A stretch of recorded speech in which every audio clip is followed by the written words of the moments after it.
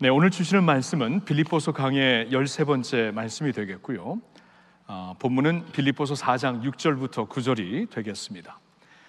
한 절씩 저와 교독하지요. 아무것도 염려하지 말고 다만 모든 일에 기도와 간구로 너희 구할 것을 감사함으로 하나님께 아뢰라. 모든 지각에 뛰어난 하나님의 평강이 그리스도 예수 안에서 너희 마음과 생각을 지키시리라. 끝으로 형제들아, 무엇에든지 참되며 무엇에든지 경건하며 무엇에든지 오르며 무엇에든지 정결하며 무엇에든지 사랑받을 만하며 무엇에든지 칭찬받을 만하며 무슨 덕이 있든지 무슨 기름이 있든지 이것들을 생각하라. 너희는 내게 배우고 받고 듣고 본 바를 행하라. 그리하면 평강의 하나님이 너희와 함께 하시리라. 아멘.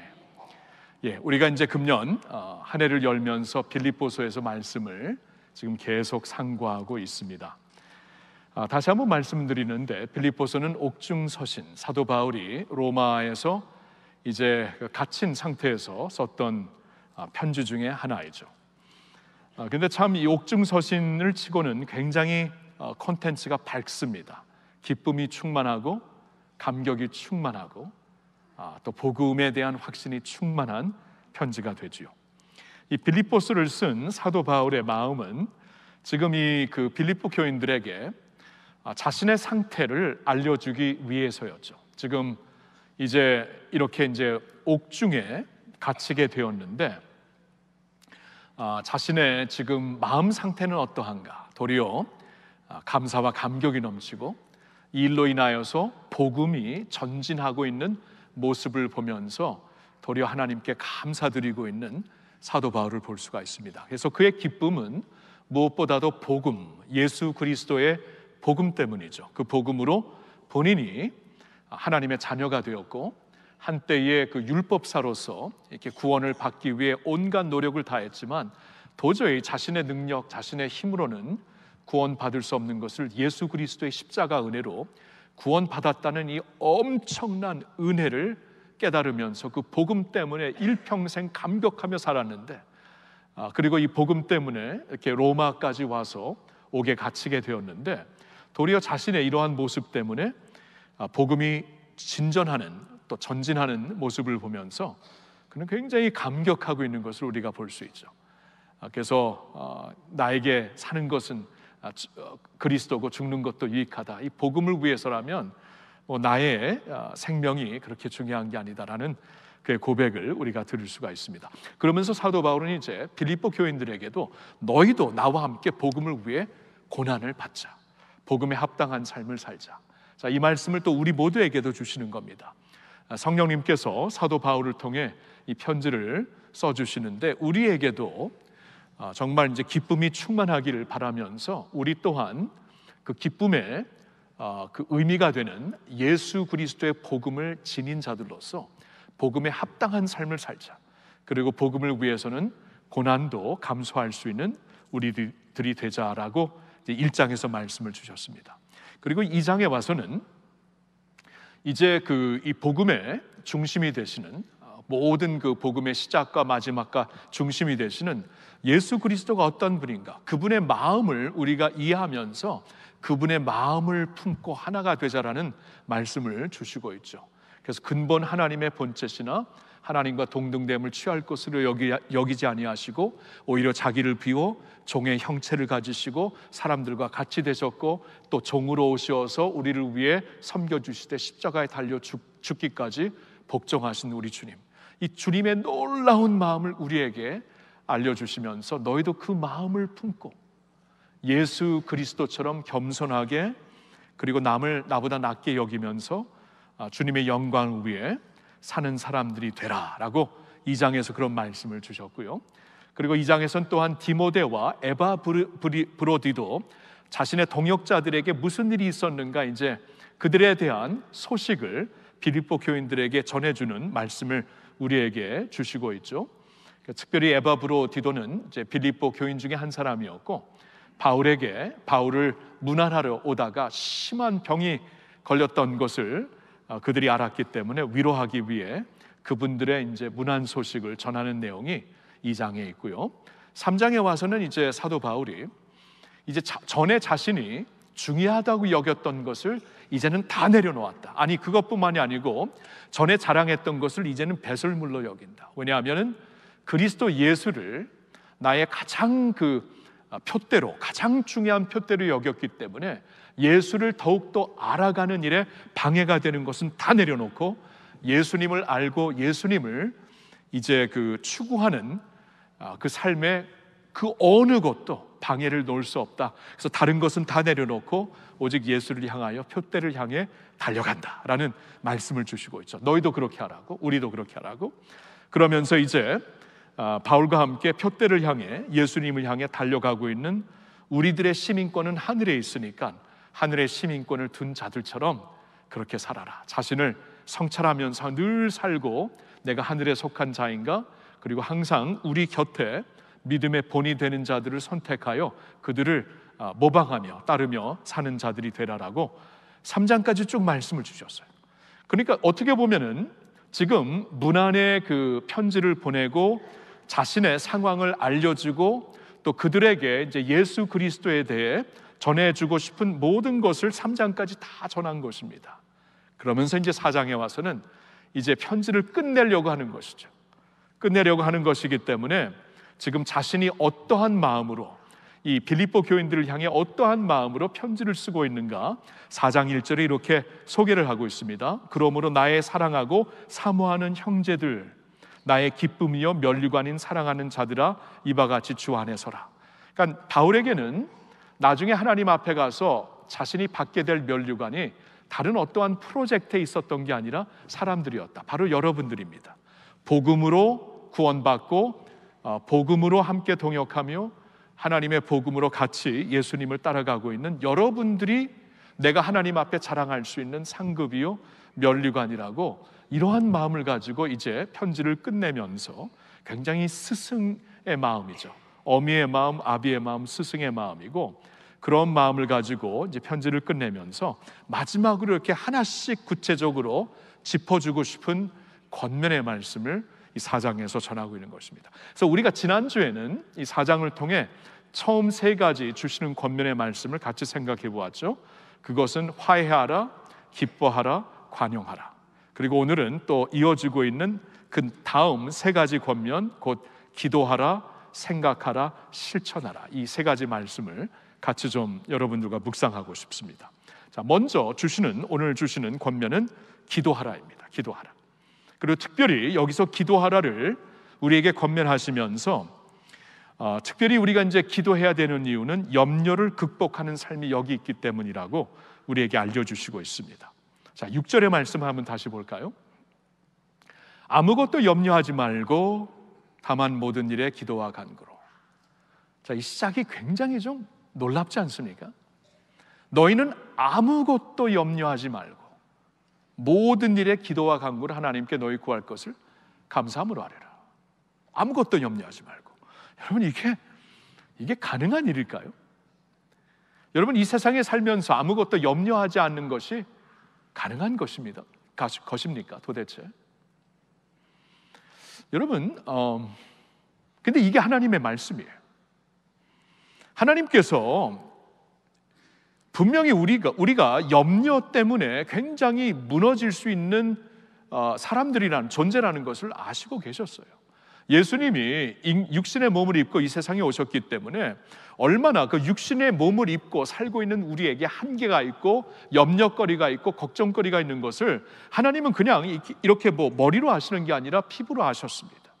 예수님이 몸을 입고 오셨기 때문에 염려가 얼마나 우리를 짓누를 수 있고 염려에 한번 사로잡히면은 아무것도 못하죠. 그렇죠?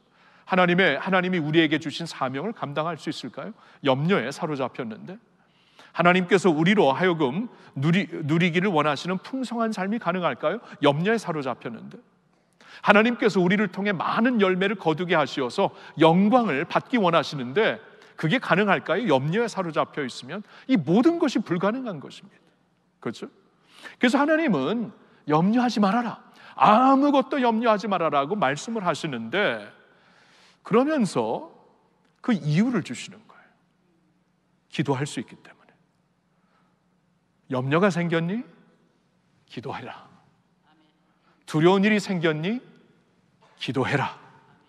주저앉고 싶니? 기도하라 라고 말씀을 하시는 거예요. 그렇죠? 모든 일에 기도와 간구로 너희 구할 것을 감사함으로 하나님께 아뢰라. 그러니까 담대하게 아뢰라. 모든 일을 주저하지 말고 너의 모든 아픔과 염려거리를 하나님께 아뢰라. 그리고 나의 모든 그 염려의 짐을 내려놓아라. 하나님 발 앞에 그 말씀을 하시는 거예요. 여러분, 하나님이 이렇게 말씀을 하실 수 있는 이유는 하나님은 우리의 아버지가 되시고 우리는 그의 자녀가 되기 때문입니다. 그렇죠? 예수님이 산상수훈에서 이런 말씀을 하셨죠. 너희는 무엇을 먹을까? 무엇을 마실까? 무엇을 입을까? 염려하지 말아라. 여러분, 그 당시에 오늘날 염려와는 조금 다르지만 그 당시에 90% 이상의 사람들은 무엇을 먹을까? 무엇을 마실까? 무엇을 입을까? 이게 염려거리였습니다. 매일매일 매사에 있는 염려거리를 하나님이 아신 거예요. 근데 예수님께서 산상수훈에 염려하지 말아라. 너희는 염려하지 말아라. 이것은 이방 사람들이 염려하는 것이다. 너희는 염려하지 말아라. 왜?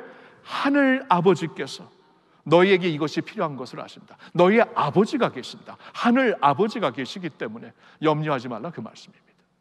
그렇다면 우리는 자녀로서 하나님 앞에 담대하게 나와서 우리의 모든 염려거리를 그대로 내려놓을 수 있다, 간구할 수 있다, 그 말씀이에요.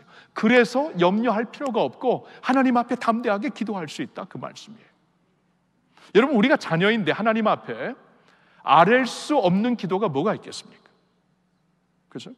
성도님들 가운데서는 어떤 분들은 그렇게 이제 저한테 물으세요. 목사님, 어떻게 기도해야 하면 좋을까요? 여러분, 어떻게 기도하면 되냐 하면 여러분 소리로, 여러분 언어로 기도하시면 됩니다. 저에게도 아이가 셋이 있고 이제 손녀딸이 있는데 다들 독특해요. 다들 자신의 언어가 있고 자신의 어떠한 표현 방법이 있고 자신의 아픔이 있고 자신의 그 기쁨이 있고 다 독특합니다. 그러면 그 자식들마다 부모를 찾아와 갖고 뭐 기쁨을 나누든지 고민을 나누든지 무엇을 요청을 하든지 다들 그들의 언어로 하는 것이에요. 여러분들도 그렇게 할 수 있다라는 거예요. 아무것도 염려하지 말고 모든 일에, 그렇죠? 하나님 앞에 감출 것이 없는 것이에요. 하나님은 나의 아버지가 되시기 때문에 하늘 아버지를 여러분 신뢰하시면서 나의 모든 염려거리를 아시고 이 모든 것이 너에게 필요한 것을 아신다. 공중에 나는 새를 보아라. 새들이 전혀 이 들간에 무슨 곡식을 모아두는 적이 없지만, 그리고 요사이 오늘날에는 기후변화로 많이 지구가 힘들어졌지만 하늘 나는 새를 보아라. 굶어서 죽는 새들을 보았냐. 하늘 아버지께서 먹이신다. 이 밭에 수룩하게 깔려있는 이 백합화를 보아라. 오늘 있다가 밟혀갖고 뽑혀서 내일 아궁에 이렇게 불 태우게 던져지는 그러한 그 백합화도, 오늘 있다가 없어지는 백합도 솔로몬 왕이 입었던 옷보다 더 화려하지 않나. 하늘 아버지께서 그렇게 입혀주신다. 하물며 그리스도 예수의 하나님의 독생자의 피로서 자녀가 된 너희일까 보냐. 걱정하지 말아라. 염려하지 말아라. 염려하면은 내 건강도 힘들고 정신적으로도 힘들고 하나님 앞에서 영적으로 능력 있게 살 수도 없는 것이고 모든 면에서 마이너스예요. 염려하지 말아라. 대신 기도하여라. 하나님께 다 아뢰라. 하나님께 다 아뢰실 수 있는 여러분 되시기를 예수님의 이름으로 축원합니다. 로마서 8장 15절에 이런 말씀이 있습니다. 우리 한번 같이 읽어볼까요? 너희는 다시 무서워하는 종의 영을 받지 아니하고 양자의 영을 받았으므로 우리가 아빠 아버지라고 부르짖느니라. 여러분, 예수님 안에 있는 우리들은 다시는 무서워하는 종의 영을 받자. 이 부담스러운, 종이면은 하인이면은 부담스럽잖아요. 주인 앞에 함부로 나갈 수가 있습니까? 주인 앞에 함부로 자신의 부족한 것을 요구할 수 있겠습니까? 부담스럽죠. 두렵죠. 근데 그러한 부담스러운 종의 영을 받지 아니하고 이제는 예수 그리스도를 믿는 너희들은 양자의 영을 받았다. 아버지, 아빠라고 부를 수 있는 아들의 영, 딸의 영을 받았다. 그러니까 우리는 담대하게 주님 앞에 하늘 아버지 앞에 나와 아버지라고, 아니 아빠라고 부를 수가 있는 것이다. 여러분, 이렇게 우리가 기도할 수 있다는 것 꼭 잊지 마시기를 주님의 이름으로 축복합니다. 이번에 5월 달에 오늘의 양식 그 책자를 보니까요, 5월 1일 첫날에 이런 스토리가 있더라고요. 그 첫날의 스토리를 쓰신 분이 제임스 뱅크스라는 분인데, 제가 이분을 요새 뭐 다들 이제 쓰시는 분들이, 저자들이 갈려갖고 이제 모르는 분인데, 하여튼 제임스 뱅크스가 쓰셨는데, 그분이 자신의 아들에 대해서 썼어요. 자신의 아들 제프에 대해서 썼는데, 제프가 한동안 약물 중독자였습니다. 그러니까 마약 중독자였습니다. 이제 그걸 고백하더라고요. 마약 중독자였는데 얼마 전에 예수님을 인격적으로 만나서 이 마약에서부터 자유롭게 되었어요. 이제 그 마약 중독에서 벗어나게 되었어요. 그래서 얼마나 기쁘겠어요. 얼마나 벅차겠어요. 하나님의 은총이 얼마나 감사하고. 그런데 이 아버지 제임스 뱅크스는 이렇게 고백을 합니다. 그러나 자신에게는 이렇게 하나님이 이 아들에게 허락하신 새로운 그 미래를 믿음으로 보면서도 때로는 한동안 너무나 이 아들의 그 아픔, 그 마약 중독에 같이 길을 걸으면서 너무나 힘들었기 때문에 그 전에 모습이 생각이 나서 자꾸 이제 마음이 무거워졌다라고 고백을 합니다. 그리고 여러분, 이 마약에서 벗어난 자들 중에서도 이렇게 재발하는 경우가 참 많잖아요. 그래서 아들이 또 재발될까 봐 굉장히 걱정이 많았대요. 염려가 많이 생겼대요. 그래서 어느 날 이제 그 가족 모임을 하면서 아들에게, 제프에게 얘기를 했답니다. 제프야, 우리의 적은 굉장히 강한 자이다.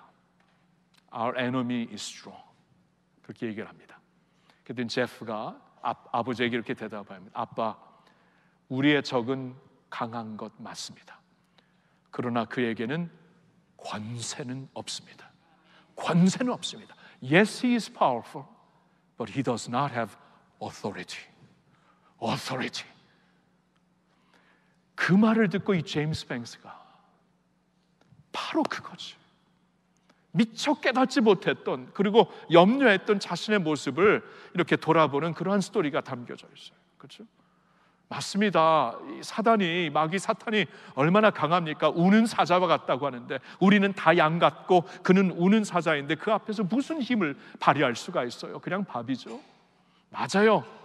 우리의 적은 강합니다. 그러나 그에게는 권세는 없습니다. 왜냐하면 모든 권세는 하나님께 있기 때문입니다. 그렇죠? 모든 권세, 그리고 그 권세를 당신의 아들 예수 그리스도에게 주셨죠. 예수 그리스도 주님께서 이 세상 이제 모든 사역을 마치시고 부활하시고 하늘로 승천하시기 전에 제자들에게 이런 말씀을 하시잖아요. 하늘과 땅의 모든 권세를 내게 주셨으니 너희는 가서 모든 민족으로 제자를 삼고 아버지와 아들과 성령의 이름으로 세례를 주고 내가 너희에게 분부한 모든 것을 가르쳐 지키게 하라. 볼지어다 내가 세상 끝날까지 너희와 항상 함께 하리라. 할렐루야. 그렇죠? 항상 모든 권세를 받으신 예수님, 하늘과 땅의 모든 권세를 받으신 예수님께서, 권세, 이 파월과 이건 뭐라 그러나요? 잽도 안 되죠. 잽 세 발의 피죠. 세 발의 피도 안 되고.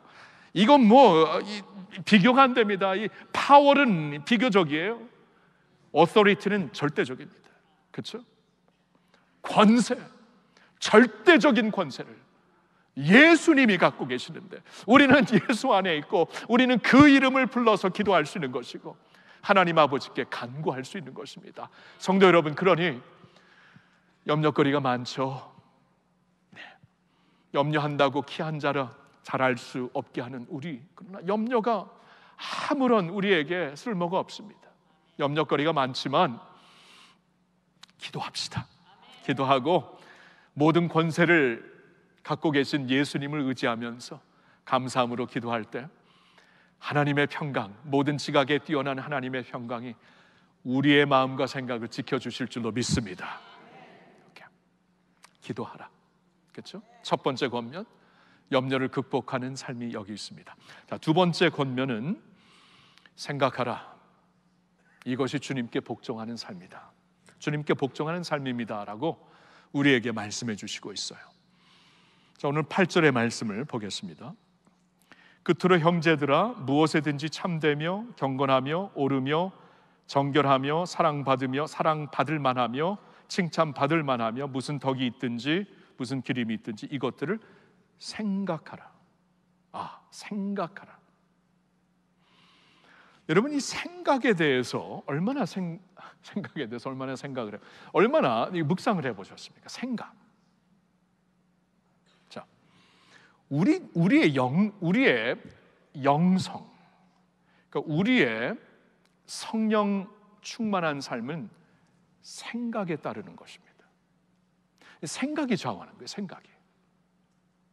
자, 사도 바울이 빌립보서도 썼는데 고린도 후서도 썼죠. 자, 사도 바울이 지금 이것을 생각하라고 이렇게 강조하고 있는 이 말씀이 어떠한 그 마음의 배경에서 나온 것인가? 고린도 후서 10장 4절과 5절을 보면 알 수가 있어요. 우리 한번 같이 읽어볼까요? 우리의 싸우는 무기는 육신에 속한 것이 아니요 오직 어떤 견고한 진도 무너뜨리는 하나님의 능력이라. 모든 이론을 무너뜨리며 하나님 아는 것을 대적하여 높아진 것을 다 무너뜨리고 모든 생각을 사로잡아 그리스도에게 복종하게 하니. 자, 이 말씀 한번 좀 묵상해 보겠어요. 4절을 보겠어요. 우리의 싸우는 무기는, 하나님이 우리에게 이제 그 성령 안에서 영적으로 주신 무기가 있는데 그 무기는 육신에 속한 것이 아니다. 자, 이거를 우리가 꼭 먼저 기억해야 돼요. 그러니까 세상과 똑같이 나가서 뭐 때려 부시고 싸우라고 무기를 주신 게 아니에요. 그렇죠? 예수님도 이제 그 잡히시던 날 베드로가 이제 검을 빼갖고 치려고 하니까 검을 거두라고 하죠. 검으로 이제 싸우는 자는 검으로 망한다. 예수님의 방법은 이렇게 치고 싸우고 받고 그런 게 아닙니다. 우리의 싸우는 무기는 육신에 속한 것이 아니에요. 오직 어떤 견고한 진도 무너뜨린. 견고한 진이 뭐냐 하면은 영어로 보면 stronghold라, divine power이라고 나와있죠. divine power. 그러니까 영적 세계의 파워입니다. 견고한 진. 그러니까 안 보이는 영의 세계에 여러분 그 사탄이 그 지배하고 있는 이 파월이 있고 견고한 진이 있어요. 여러분 그 요새 이렇게 막 전쟁이 막 벌어지고 있는, 어떻게 저런 전쟁이 벌어질 수 있을까? 어떻게 저렇게 무자비하게 사람을 죽일 수가 있을까? 어떻게 자신의 욕심을 위하여서 이 글로벌 그 공동체를 완전히 무시하고 저렇게 자신의 그 젊은이들까지 희생하면서 전쟁을 일으킬 수 있을까? 어떻게 사람이 저럴 수 있을까? 그렇죠? 여러분 견고한 진이 있어요.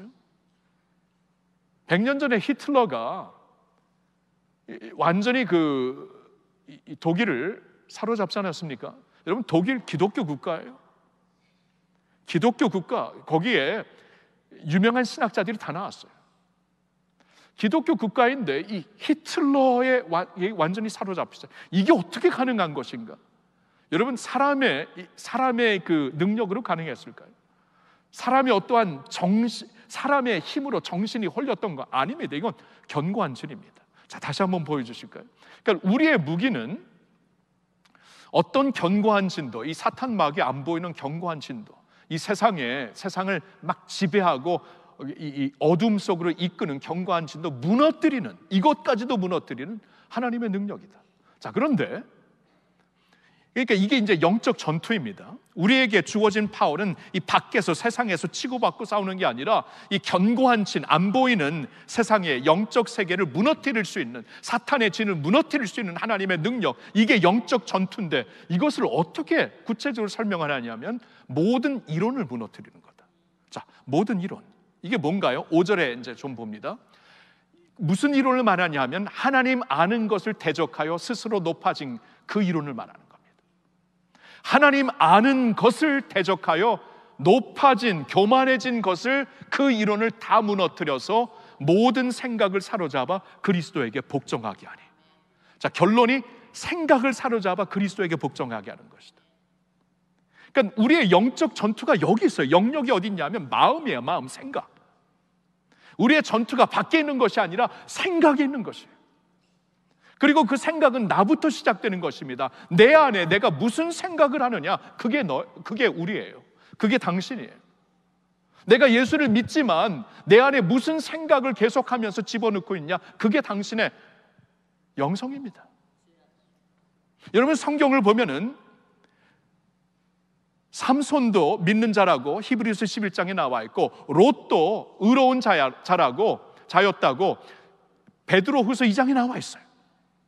근데 삼손과 롯의 한번 그들의 인생을 좀 생각해 보세요. 믿는 자들이었어요.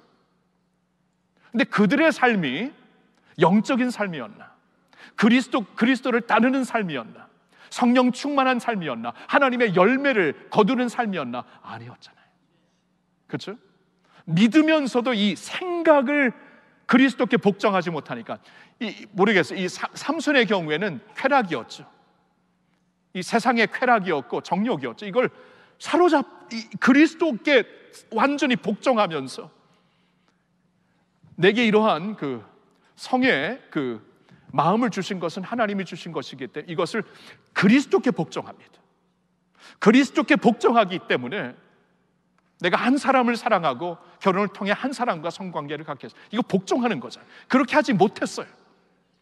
그러니까 믿는 자였지만 어떻게 됐어요? 영적인 전투에서 쓰러진 것이었죠. 롯의 경우는 어떤 사람이었습니까? 여러분, 성경은 그를 의인이라고 말을 하고 있어요. 믿는 자였어요. 아브라함과 함께 하나님을 두려워하는 자였는데 자식들과 함께 자신이 거처를 선택할 때 소돔을 선택하잖아요. 완전히 그러니까 돈이죠. 돈에 완전히 이렇게 사로잡힌 사람이었습니다. 이 돈에 대한 욕심 없는 사람은 없어요. 그렇죠? 이 물질에 대한 그 마음은 다 있는 거예요. 이건 자연스러운 것 같아요. 근데 그것을 그리스도에게 복종하지 못하니까, 이 생각을 그리스도께 사로잡아 복종하지 못하니까 거기에 따라가고 있는 것이에요. 그 말씀을 하는 거예요. 영적인 전투가 생각이 있는 것이다. 그래서 오늘 말씀을 보니까 너의 생각을 아름다운 것, 경건한 것, 거룩한 것, 칭찬받을 만한 것, 사랑받을 만한 것, 이것을 생각하라. 이 마음에 그런 것들을 집어넣어라. 이 마음속에 예수 그리스도를 생각하라. 말씀으로 채워버려라. 말씀으로 계속 묵상하며 말씀을 암송하며 살아라. 그리스도를 찬양하는 그 거룩한 음악을 들으면서 살아라. 이 멘탈이 중요하다는 거예요. 멘탈이. 자, 우리가 잘하는 말씀도 하나 보겠는데, 로마서 8장 5절과 6절입니다. 우리 한 목소리를 읽을게요. 육신을 따르는 자는 육신의 일을, 영을 따르는 자는 영의 일을 생각하나니 육신의 생각은 사망이요 영의 생각은 생명과 평안입니다. 여러분 보셨나요? 육신을 따르는 자들과 성령을 따르는 자들을 결국 구별하는 것은 생각이에요. 다시 말씀드립니다. 육신을 따라, 세상을 따라 사는 삶과 성령을 따라 사는 사람들을 구별하는 것은 결국 생각입니다. 육신을 따르는 자는 육신의 일을 생각하고, 영을 따르는 자는 영의 일을 생각한다. 생각에 달려 있어요. 무엇을 생각하며 사는가? 우리의 멘탈이 무엇으로 차 있는가? 무엇을 보고 듣고 묵상하며 사는가? 무심코 우리가 그냥 아무거나 다 들어요. 지금 SNS 시대, 그리고 인터넷 시대를 살면서 그냥 무심코 무분별하면서 다 집어넣으니까 우리 생각이 그냥 혼미해지고 있습니다. 그러니까 생각하는 것을 삼가라, 주의하라, 아름다운 것으로 채워라, 그 말씀이에요. 자, 로마서 12장 2절의 말씀도 보겠습니다. 같이 읽을까요? 너희는 이 세대를 본받지 말고 오직 마음을 새롭게 함으로 변화를 받아 하나님의 선하시고 기뻐하시고 온전하신 뜻이 무엇인지 분별하도록 하라. 자, 너희는 이 세대를 본받지, 세상을 본받지 말고, 그러니까 세상의 이제 풍조죠. 세상의 이제 트렌드, 뭐 좋은 트렌드도 있지만 안 좋은 것도 있습니다. 그러니까 세상을 그냥 무분별하고 무심코 이렇게 따르지 마라, 본받지 말아라. 그럼 어떻게? 대신 오직 마음을 새롭게 함으로. 이 마음이라는 단어가 생각과 같은 단어입니다. 오직 생각을 새롭게 함으로 변화를 받아. 생각을 새롭게 하라요. 생각과 마음을 새롭게 하는 것은 말씀뿐입니다. 하나님의 말씀으로 마음을 새롭게 함으로 그래야 변화를 받아서 하나님의 선하시고 기뻐하시고 온전하신 뜻이 무엇인지 분별하게 된다. 자, 그러니까 이 세상에 있잖아요, 이거 우리에게 분별이 필요해요. 그러니까 세상에 있는 모든 것이 다 나쁜 것은 아니거든요. 하나님께서 이제 자신의 영광을 자연에도 비추셨고 그 일반적인 은혜도 주셨고, 그렇죠?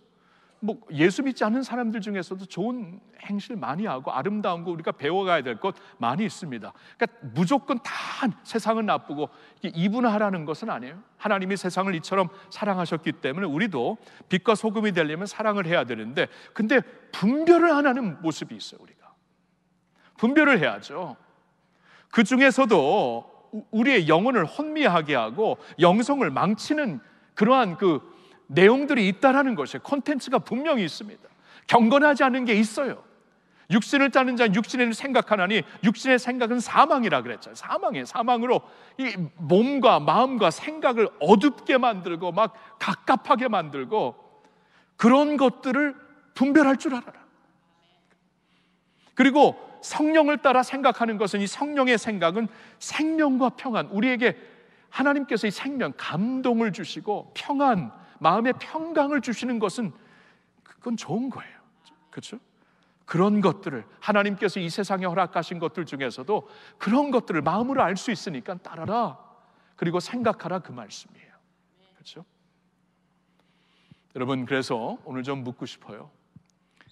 이 빌립보서를 이제 끝마치면서 주시는 권면 중에 하나가 생각을 바로 하라는 것입니다. 생각을 아름다운 것으로, 경건한 것으로, 거룩한 것으로, 쉽게 말하면 예수님의 모습, 예수님의 말씀, 성령님의 그 것들로 채워라, 그 말씀이에요. 그렇죠?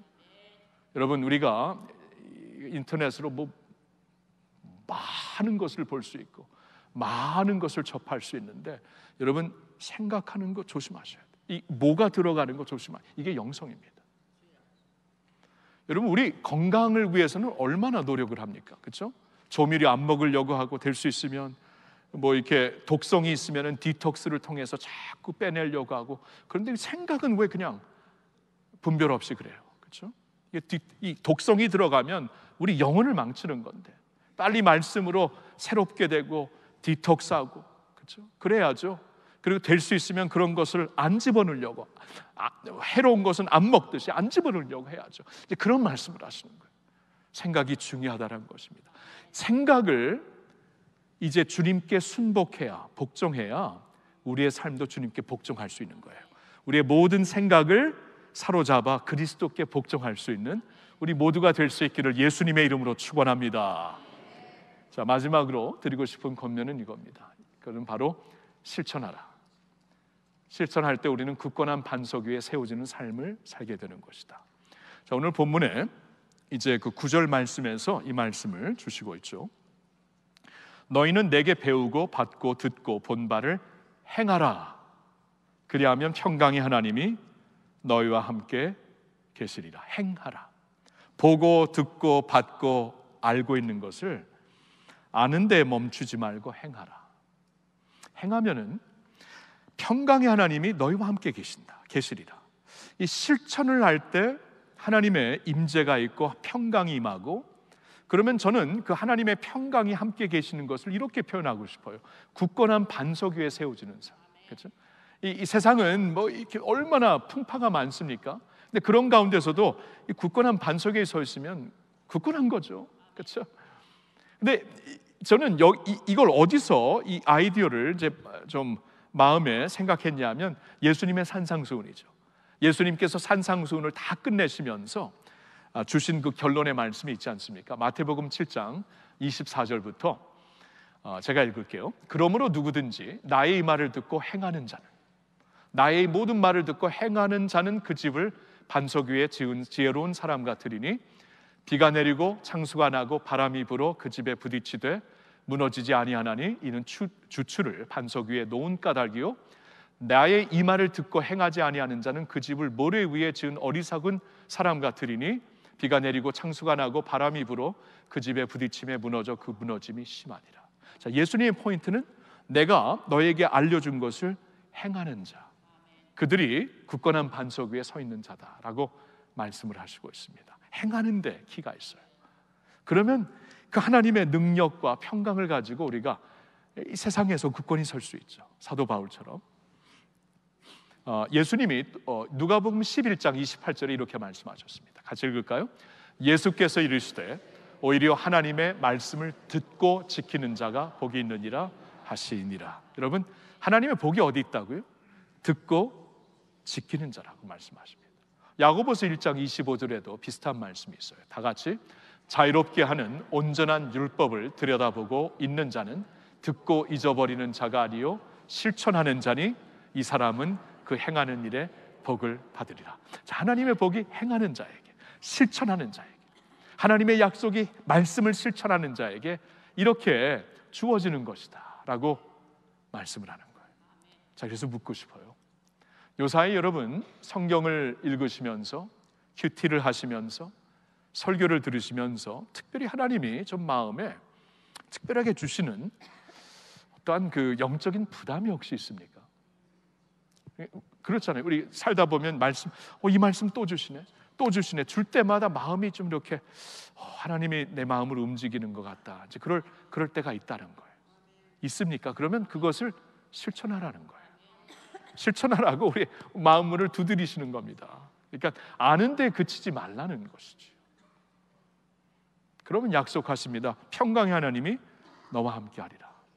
제가 20여 년 전에, 그러니까 30대였어요 그때. 지금 뭐 60이 되었으니까 20여 년 전이었으면 30대 후반이었을 때, 그때 이제 필라델피아에서 목회를 하고 있을 때, 그리고 나중에 이제 LA 가서 목회를 하고 있을 때도 한 1년에 거쳐서 또 한 번 1년, 한 2년 정도 공황 장애가 있었어요. 저에게 찾아왔어요. 그러니까 너무 과분한 목회를 해서 그렇습니다. 저에게는 너무 나이도 어리고 많은 면에서 부족한데 과분한 목회를 하니까 이 몸에 한계에 왔는데도 계속 푸시하다 보니까 이 밸런스가 완전히 깨져버렸어요. 그리고 공황장애가 왔는데, 여러분 그 20여 년 전에는 공황장애가 와도 이것이 무엇인가 진단을 못했어요. 닥터들이 막 심장이 터질 것 같거든요. 막 진짜로 터질 것 같고, 이래서 죽는구나 막 그렇게 생각이 나는데 그 병원에 가면 아무렇지도 않대요. 아무렇지도 심장이. 그러면 이거 진짜 이거 말이 안 되죠. 내 심장은 막 터질 것 같은데 밤에 잠을 못 자겠어요.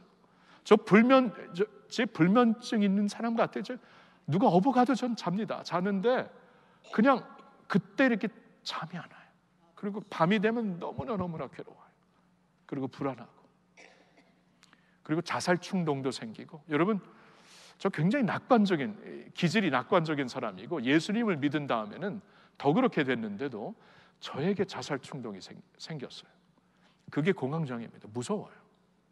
자, 근데 이 진단도 못 받고 약도 처방 못 받고 이러한 상황으로 계속 사역을 하려니까 사역을 못 하겠더라고요. 막 설교를 하다가도 제 성도들에게 양해를 구하고 저기 들어가서 한 5분 정도 심호흡을 하고 다시 나와야만 했어요. 그러니까 성도들이 얼마나 놀랬겠어요. 그리고 뭐 1부, 2부 그때도 한 4부 정도 설교를 했는데 그 예배 때마다 아무도 없는 곳에 밖에 나가서 혼자서 그냥 식은 땀을 흘리며 걸으면서 심호흡을 한 10분, 15분 해야만 다음 예배를 섬길 수가 있었습니다. 그러니까 사역을 못 하겠어요. 그래서 이제 이건 한계가 왔구나, 그만둬야 되는구나 이렇게 생각을 했는데, 언젠가 하나님이 이 말씀을 이렇게 조명해 주시는데, 오늘 본문의 말씀이거든요.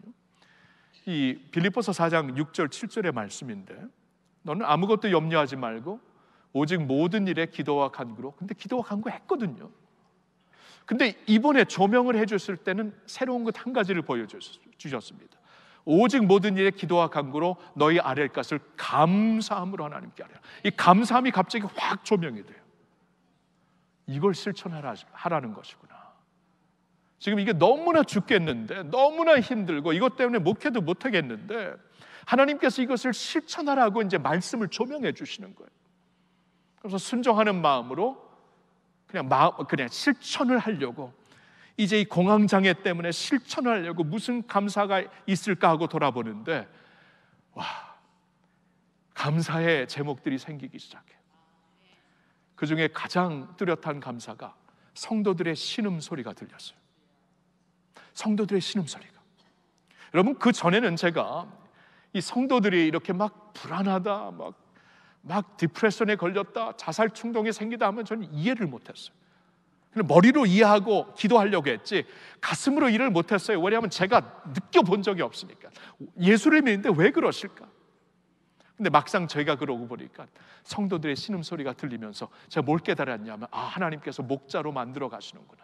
지금까지는 목사로 그냥 열심히 살았는데 이제는 목자로 만들어 가시는구나. 하나님께 너무나 감사하고, 이 감사함을 정말 실천하면서 성도들의 아픔 소리를 같이 듣고 같이 울면서 기도를 하기 시작해서 이게 참 놀랍더라고요.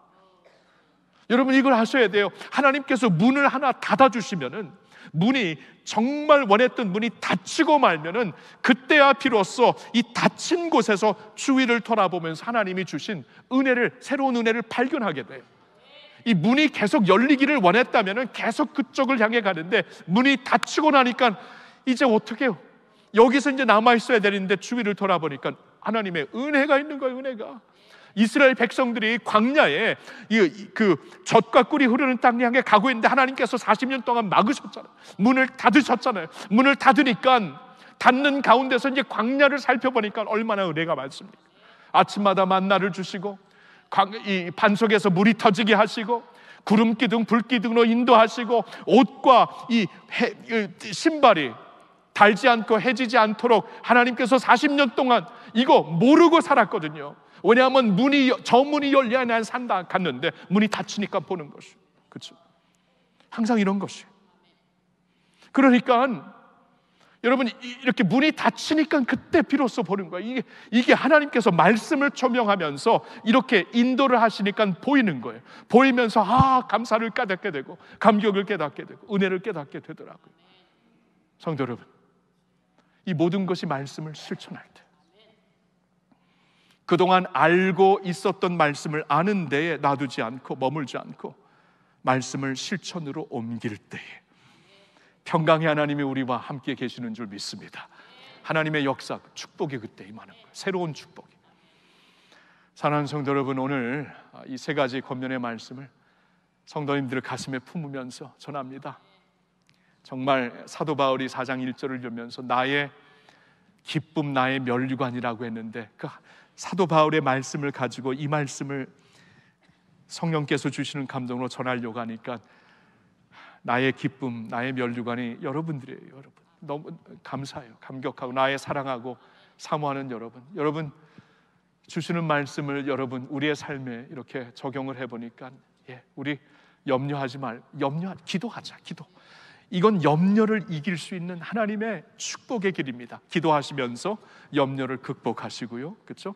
생각을 하라. 생각을 바로 하고 그리스도 중심으로 생각을 하면 이것이 우리의 삶을 그리스도께 복종하며 사는 삶이 되는 것이고, 그리고 말씀을 아는 데서 그치지 말고 실천하라. 실천을 하기 시작할 때 하나님의 반석 위에 세워지는 그러한 삶을 여러분 모두 살게 될 줄로 믿습니다. 축복합니다. 사랑합니다. 기도하겠습니다. 하나님 아버지, 오늘 사랑하는 성도님들과 주신 말씀을 묵상해 보았어요. 성령님께서 사도 바울을 통해 간절히 사랑하고 사모하는 성도들에게 주신 말씀을 오늘 우리들의 삶에 적용하며 생각해 보았어요. 우리에게 염려거리가 참 많습니다. 오늘도 염려와 근심을 가지고 이 본당에 왔습니다. 하나님, 너는 염려하지 말고 기도하라고 말씀하셨으니, 주님, 아무것도 염려하지 말고 기도로 하나님께 구할 것을 다 감사함으로 아뢰일 수 있는 저희들 되게 하여 주시옵소서. 하나님, 생각이 이렇게 중요하다고 말씀하셨으니 미처 그동안 우리가 정말 무분별하게 아무거나 보고 듣고 생각하고 오피니언을 받아들였다면, 하나님 이제는 좀 더 말씀으로 새롭게 됨으로써 하나님의 선하시고 기뻐하시고 온전하신 뜻을 분별하며 살 수 있는 우리의 몸에 이 독한 것을 집어넣지 않으려고 하는 것처럼 우리의 마음에도 독성을 집어넣지 않고 그리스도로 가득 찬 저희들 되게 하여 주시옵소서. 말씀을 아는 데서 그치지 말고 행하라, 실천하라 말씀하셨으니 하나님 순종하기를 원합니다. 그동안 말씀을 통해 우리 마음속에 이렇게 계속 푸시하시고 거룩한 부담을 주셨다면 주님 더 미루지 말고 실천하면서 하나님의 영광과 은혜가 어떻게 임하는지 우리 새롭게 체험할 수 있는 주의 자녀들 되게 하여 주시옵소서. 감사를 드리오며 우리 주 예수님의 이름으로 기도하옵나이다. 아멘. 아멘.